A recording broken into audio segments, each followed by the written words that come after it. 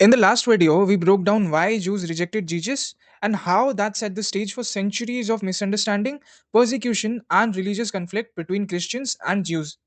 Now, in this video, let's take the story forward. We'll understand why Jews were always a minority, how they got scattered, and how the idea of a Jewish homeland emerged, with how a short letter in 1917, which was the Balfour Declaration, ended up changing the entire Middle East. Let's start with the section 1, which is origin of the Jewish people. The Jewish story begins around 2000 BCE with Abraham, a tribal leader from Mesopotamia. His descendants settled in the Canaan, a region now divided among the Israel, Palestine, Jordan, and Syria. Over time, this tribe grew into a kingdom, first under Saul, then David, and finally Solomon. At its height, the kingdom of Israel was seen as a promised land, but after the Solomon's death, the kingdom split into Israel in the north and Judah to the south.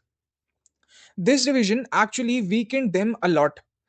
In 722 BCE, the Assyrians conquered the northern kingdom, and in 586 BCE, the Babylons destroyed Jerusalem and the first temple, beginning the first major Jewish exile, known as the Babylon Captivity. Although some Jews returned under the Persian rule, this marked the beginning of the Jewish dispersion. Now let's understand the section 2, which is exile and scattering. The Jews remained under foreign rule for centuries: Persians, Greeks, then Romans. In 70 CE, after a failed Jewish revolt, Roman legions destroyed the Second Temple in Jerusalem. This event was a turning point. The Jews were scattered across the Roman Empire, initiating the Great Jewish Diaspora. From Spain to Persia, Jews settled as minorities.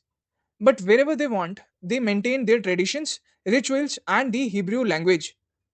Their refusal to assimilate fully made them both unique and vulnerable. Let's understand the section 3, which is always a minority. Unlike other communities that blended into the dominant cultures, Jews chose to remain distinct. They did not accept Jesus as their Messiah and thus did not become Christians. This decision created a fundamental break between Judaism and the new faith of Christianity. As Christianity spread and became state religion in the Rome, Jews were increasingly seen as outsiders, or even worse, as those who rejected the Savior. In medieval Europe, this theological divide turned into a systemic discrimination, barred from land ownership, denied citizenship, and blamed for plagues and economic problems. Pogroms, massacres, and expulsions became very common. And over centuries, Jews remained dispersed and often isolated, living in ghettos in cities like Venice and Prague. They were minorities in the Christian Europe, as well as in Muslim lands where they had slightly more tolerance but were still treated as dhimmis, which were second class citizens. Now, in section 4, let's understand the road to return 1800s onwards. By the 19th century, anti Semitism had taken new forms. Not only religious, it became racial. In Europe, nationalism was rising, and Jews were seen as alien to both Christian and the Muslim identities. Violent pogroms in the Tsarist Russia and increasing discrimination across Europe forced many Jews to migrate to the Americas, to Britain, and even to Ottoman Palestine. And at this point, a modern political movement began emerging among the Jews. A movement that said, "We need our own land, we need a nation." That was the birth of Zionism. Led by the thinkers like Theodor Herzl, they believed that Jews should return to the land of their own ancestors, not only for religious reasons, but for survival. Now let's understand the section 5, which is the Balfour Declaration. Now there comes a global twist.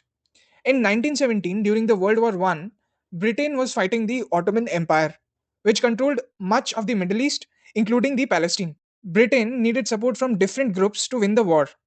And so, the British government issued the Balfour Declaration, a letter from the Foreign Secretary Arthur Balfour to Lord Rothschild, a leader in the British Jewish community.